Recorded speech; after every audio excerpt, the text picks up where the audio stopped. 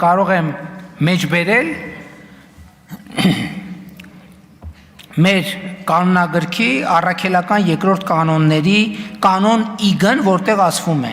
Եպիսկոպոսը կամ երեցը կամ սարկավակը, եթե պոռնկության մեջ կամ երթմնազանձության կամ գողության մեջ բռնեն, կարգալույծ լինեն։ Այսինքն սա հստակ կանոնը, հասկանում եք, եւ անխուսափելի։ Հիմա կտրիչ Ներսիսյանը հայ առաքելական եկեղեցու հայրապետը չի այդ իմ նշած փաստերի բերումով եւ նրա այնտեղ մնալու ամեն օրը, ամեն վայրկյանը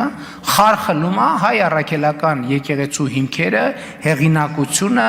եւ այլն եւ այդպես շարունակ։ Ես պատկերացնում եմ հետեւյալ կերպ, որ մենք հայ առաքելական եկեղեցու հոգևոր հոտը քրիստոնեական մեթոդներով պետքա ուղղակի բոլոր սրբապիղծներին դուրս տնի